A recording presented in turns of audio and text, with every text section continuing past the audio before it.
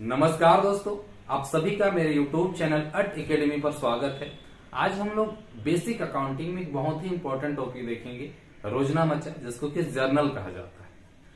Journal जितना accounts में important है, इतना इंपॉर्टेंट कोई भी दूसरा टॉपिक नहीं है। पूरे अकाउंट्स में सबसे इंपॉर्टेंट टॉपिक, सबसे महत्वपूर्ण टॉपिक है जर्नल। जर्नल बेस है अकाउंट का, तो जर्नल आपको किसी भी कंडीशन में आना चाहिए, क्योंकि most of the accounting problem journal से ही सॉल्व होते हैं। तो जर्नल आपको जानना ही है। तो जर्नल क्या होता है, जर्नल करने का क्या रोल होता है, ये सारी बातें हम इस वीडियो में देखेंगे, वीडियो में सीखेंगे। आप वीडियो में लास्ट तक बने रहिए, आपको पूरा अच्छे से समझ में आ जाएगा इसका रोल क्या है, जर्नल क्या है, सारी चीज हम समझाने वाले हैं। चलिए अब हम लोग रोजनामचा का परिभाषा देखते हैं, इसका डेफिनेशन जानते हैं। रोजनामचा हिंदी में कहा जाता है और इंग्लिश में जर्नल कहा जाता है। तो इसका डेफिनेशन सबसे पहले हम लोग सीख लेते हैं कि क्या होता है। आप इसको नोट करते जा सकते हैं। रोजनामचा या जर्नल व्यापारियों की प्राथमिक व मूल पुस्तक है, जिसमें व्यापारी अपने समस्त लेन देनों को तिथिवार, क्रमानुसार व सुव्यवस्थित ढंग से लिखता है। जर्नल का परिभाषा हम क्या बताएं? जर्नल व्यापारी की प्राथमिक व मूल पुस्तक है। प्राथमिक व मूल क्यों कहा गया? प्राथमिक इसीलिए कहा गया है क्योंकि सबसे पहले जो भी लेन देन होता है उसका रिकॉर्ड जर्नल बुक में ही होता है, यहीं पे होता है। कोई चीज खरीदता है, कोई चीज बेचता है, तो जर्नल में सबसे पहले लिखा जाता है। और मूल इसलिए क्योंकि ये सबसे मेन है, इसी के आधार पर लेजर बनाया जाता है, उसके बाद आगे का काम किया जाता है। उसके बाद हम बोले कि जो भी लेन देन होता है उसको व्यापारी तिथिवार, क्रमानुसार व सुव्यवस्थित ढंग से लिखता है। मतलब जो भी ट्रांजेक्शन होता है उसको जिस डेट में हो उसी डेट में लिखता है, क्रम से लिखता है और अरेंज करके अच्छे से लिखता है। अब जर्नल क्या है ये तो समझ में आ गया। अब थोड़ा सा इसमें और आगे समझते हैं। जर्नल शब्द की उत्पत्ति फ्रेंच भाषा के जर शब्द से हुआ है। किस भाषा की? फ्रेंच भाषा से। ये सब याद रखना है आपको। फ्रेंच भाषा के जर शब्द से हुई है, JOU, जर शब्द से हुई है। अब जर का मतलब क्या होता है? JOUR, इसका मतलब क्या होता है? दिन अथवा दैनिक। क्या बोले? दिन अथवा दैनिक, या इसको हम रोज भी बोल सकते हैं, या रोज, इसको या डायरी है ना, इसको डे भी बोल सकते हैं। तो रोजनामचा शब्द जो आया है फ्रेंच भाषा के जर से, जिसका मतलब क्या होता है? दिन या दैनिक, या रोज बोल सकते हैं, डायरी, मतलब डेली वाला जो काम होता है, दिन। अब आपको ये समझना है, जर में नल जोड़ दिया जाता है। जर में क्या जोड़ दिया जाता है? नल जोड़ दिया जाता है। अगर जर में नल जोड़ देते हैं तो इसका जर्नल बन जाता है।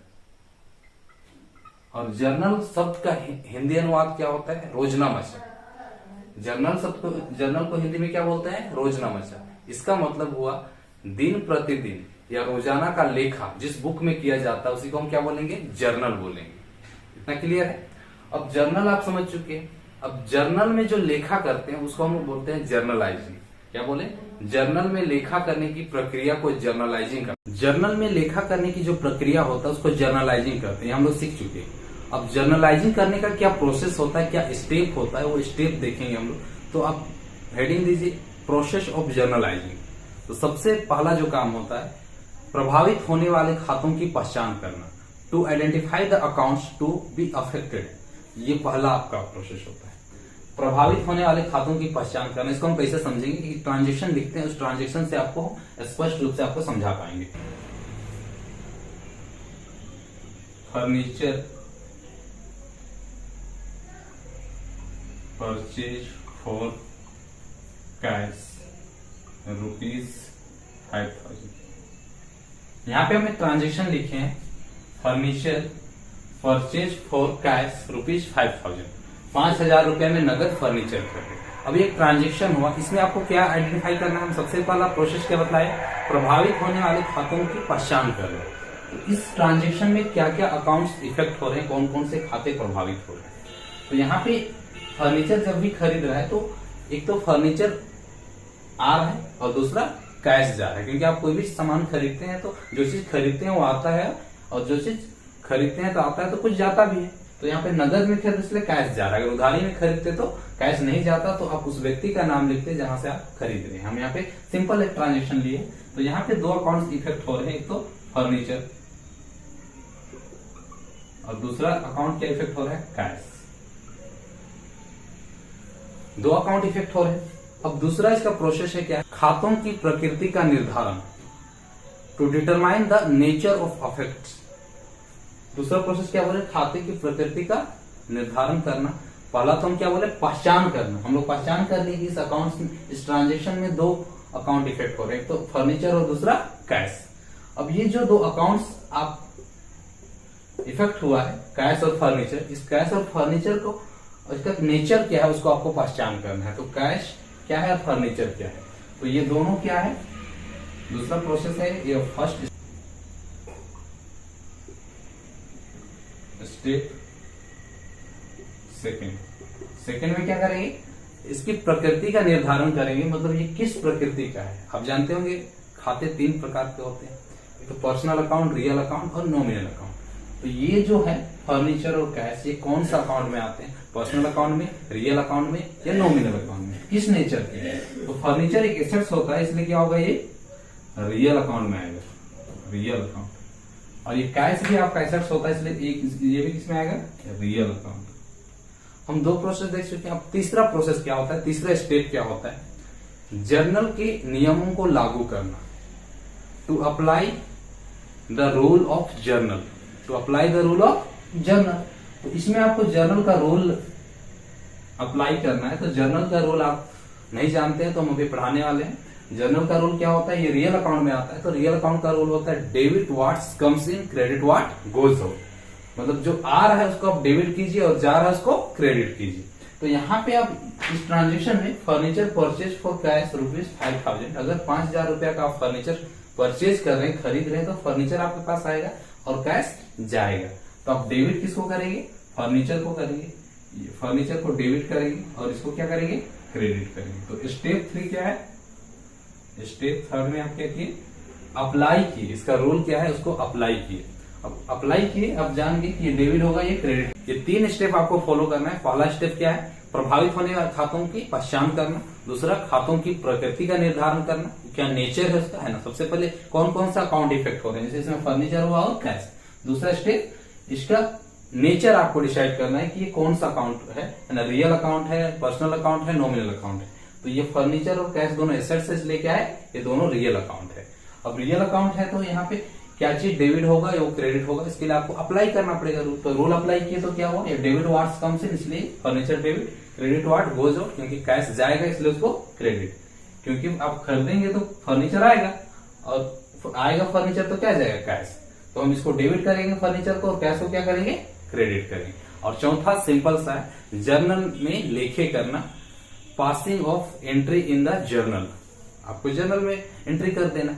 और पांचवा जो प्रोसेस होता है, जोड़ लगाना और आगे ले जाना, कास्टिंग एंड कैरी फॉरवर्ड। ये 5 प्रोसेस होता है। पांचों प्रोसेस आपको समझ में आ गया होगा। अगर पांचों प्रोसेस समझ में आ गया है तो हम लोग अब जर्नल का रूल देखेंगे। जो रूल हम बताए हैं, बहुत कोई रूल पहले से जानते होंगे तो आपको समझ में आया होगा। अगर नई रूल पता होगा तो थोड़ा सा हम रूल बताएंगे तो ये चीज क्लियर हो जाएगा कि क्या की क्या नहीं। तो सबसे पहले हम लोग रूल देखते हैं। तो इसमें आपको ये पता है कि खाते 3 प्रकार के होते हैं। अगर ट्रेडिशनल अप्रोच से इसको क्लासिफिकेशन किया गया है तो 3 प्रकार के होंगे, एक तो पर्सनल अकाउंट, रियल अकाउंट और नॉमिनल अकाउंट। और आपको ये भी बतलाए थे, पिछला वीडियो अगर नहीं देखे तो आप देख लीजिए। पिछला वीडियो जो हम बनाए थे उसमें बेसिक अकाउंटिंग में हम बताए थे कि खाते कितने प्रकार के होते हैं। अगर उसको ट्रेडिशनल क्लासिफिकेशन किया गया, मतलब परंपरागत विधि से उसको वर्गीकृत किया जाता है तो 3 भागों में किया जाता है, और आधुनिक विधि से वर्गीकृत किया जाता है तो 5 भागों में। हम सब बतलाए हैं। आप वो वीडियो नहीं देखें तो देख लीजिए, ये वाला वीडियो है, ये वाला वीडियो में हम सारा चीज डिटेल में बतलाए हैं।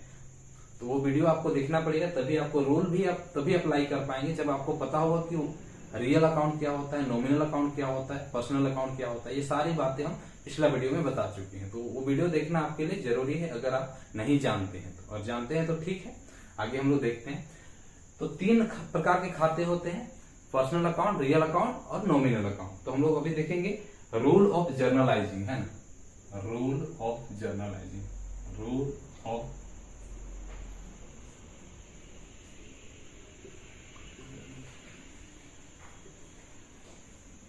रोजनामा में लेखा करने का नियम। आपको अभी भी हम बतला चुके हैं कि जर्नल में लेखा करने को क्या बोलते हैं, जर्नलाइजिंग कहते हैं। तो इसलिए रूल ऑफ जर्नलाइजिंग। तो सबसे पहले हम लोग पर्सनल अकाउंट के लिए देखते हैं। पर्सनल अकाउंट का रूल क्या होता है वो चीज देखते हैं। For personal account, for personal account मतलब व्यक्तिगत खाते के लिए, व्यक्तिगत खाते के लिए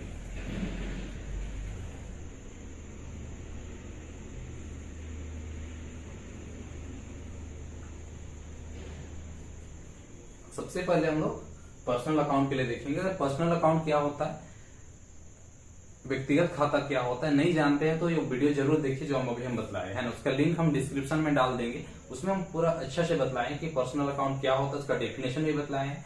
पर्सनल अकाउंट कितने टाइप के होते हैं वो तीनों टाइप के को भी हम बतलाए हैं, उसका एग्जाम्पल भी दिए हैं, तो वो वीडियो जरूर देख लीजिए, ठीक है। तो पर्सनल अकाउंट का जो रूल होता है वो इस तरह से होता है। डेबिट द रिसीवर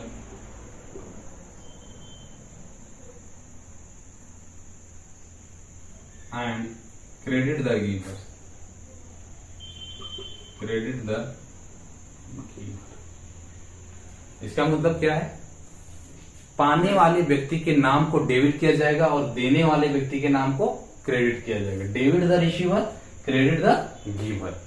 पाने वाले व्यक्ति के नाम को डेबिट किया जाता है और देने वाले व्यक्ति के नाम को क्रेडिट किया जाता है। व्यक्ति के स्थान पे संस्था भी हो सकता है, कोई ऑर्गेनाइजेशन हो सकता है, कोई कंपनी हो सकता है, क्योंकि पर्सनल अकाउंट में क्या क्या आता है, व्यक्ति, कंपनी, निगम, संस्था, है ना, कोई भी फॉर्म, सारा चीज किसमें आता है, पर्सनल अकाउंट में आता है।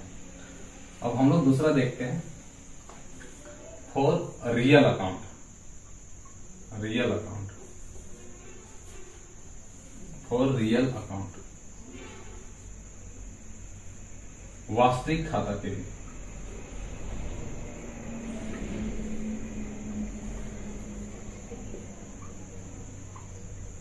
अब रियल अकाउंट क्या होता है, किसी भी वस्तु, संपत्ति या अधिकार से संबंधित खाता को वास्तविक खाता रियल अकाउंट कहा जाता है। मतलब कोई एसेट्स हो, कोई थिंग्स हो या कोई राइट हो, उससे रिलेटेड जो भी अकाउंट होगा उस अकाउंट को हम लोग किस अकाउंट में रखते हैं, रियल अकाउंट में रखते हैं, वास्तविक खाता में रखते हैं। तो इसका रूल क्या होता है ये चीज जानना है।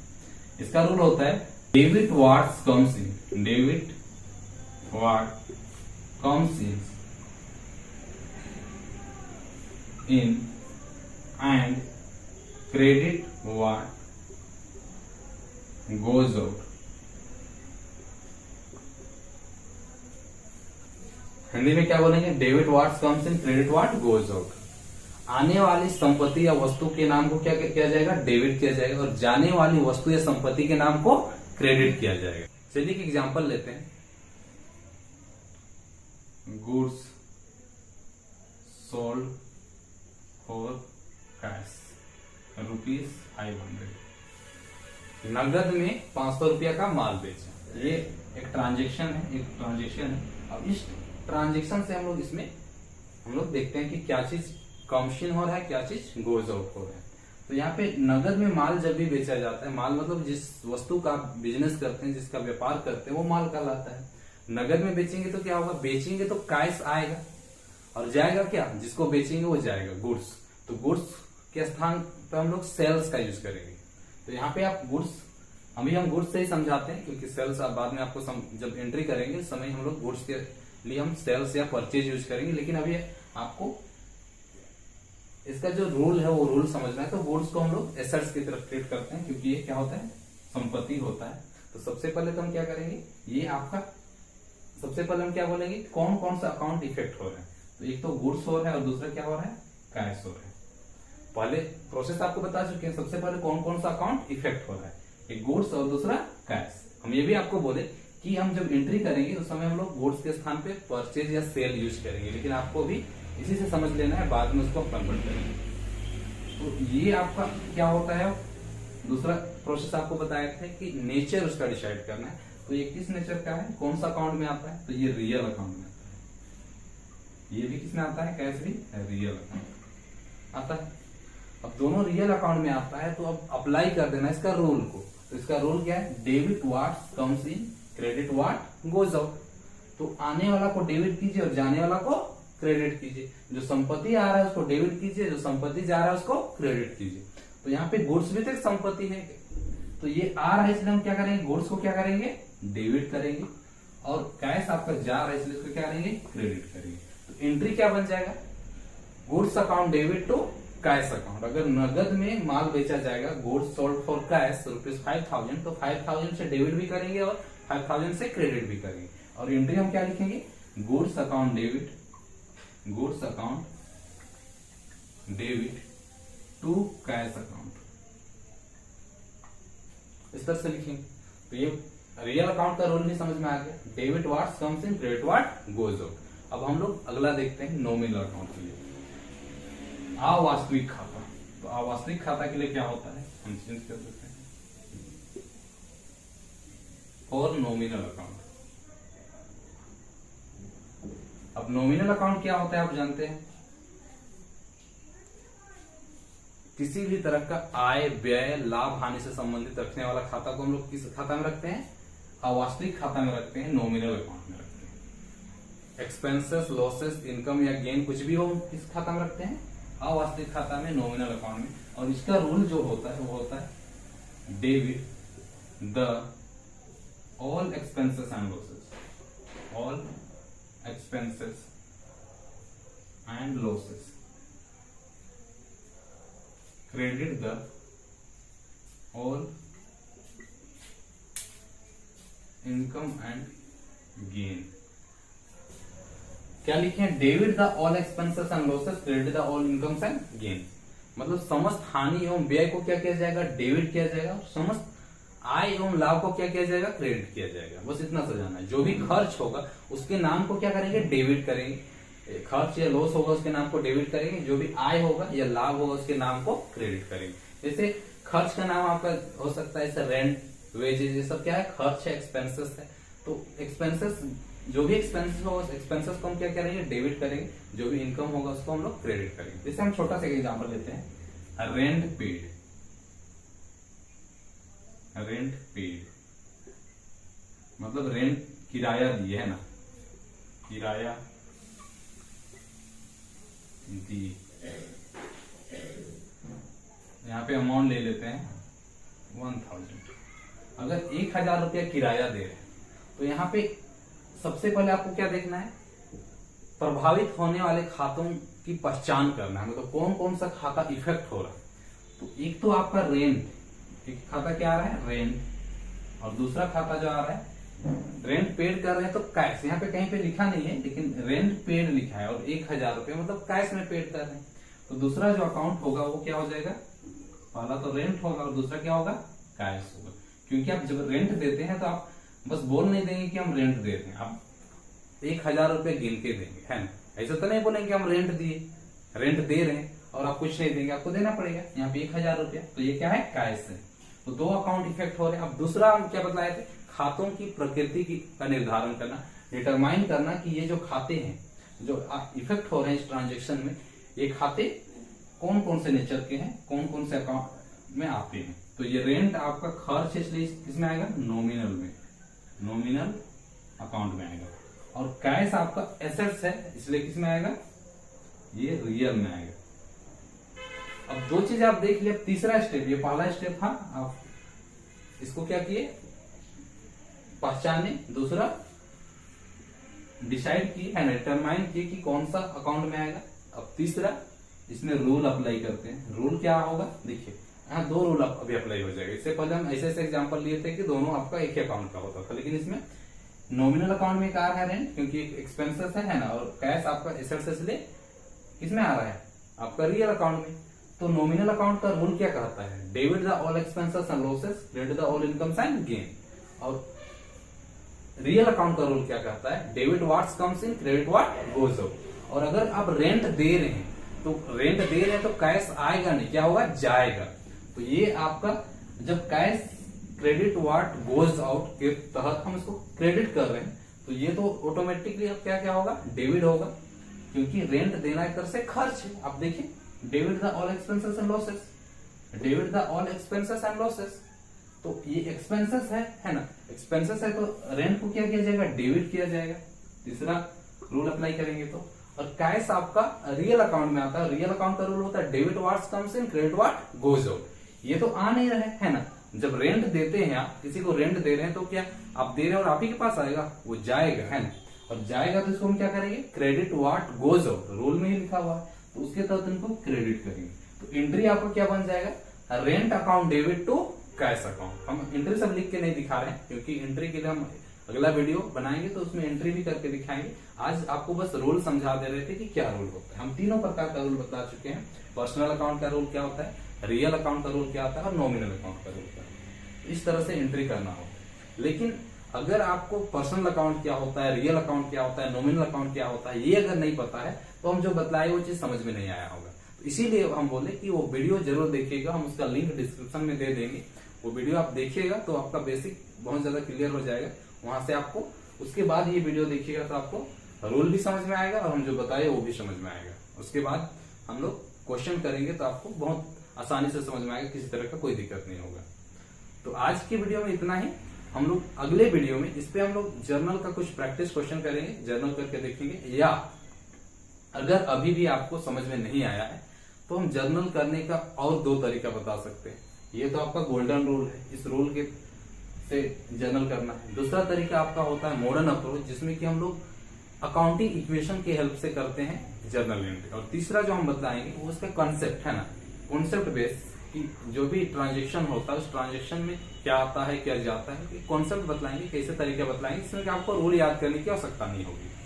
तो आज हम गोल्डन रूल बतलाए, इसमें ये भी बतलाए कि जर्नल क्या है, फिर जर्नल करने का क्या प्रोसेस होता है, फिर तीनों अकाउंट के लिए क्या क्या रूल होता है, गोल्डन रूल, ये तीनों रूल बताए। उम्मीद करते हैं आपको समझ में आ गया होगा। और नहीं समझ में आया है तो हम दूसरा तरीका बतलाएंगे, अकाउंटिंग इक्वेशन से भी बतला देंगे, या हम तीसरा तरीका भी बता सकते हैं। तो तीसरा तरीका बतलाएंगे तो आपको समझ में आएगा ही आएगा। तो मिलते हैं हम लोग अगले वीडियो में कुछ नए कंसेप्ट के साथ। अगर आप वीडियो पे नए हैं, आज मेरे चैनल को पहली बार देख रहे हैं, तो चैनल को जरूर सब्सक्राइब कीजिए और वीडियो पसंद आया तो लाइक कीजिए और अपने दोस्तों के साथ शेयर भी कीजिए। ओके।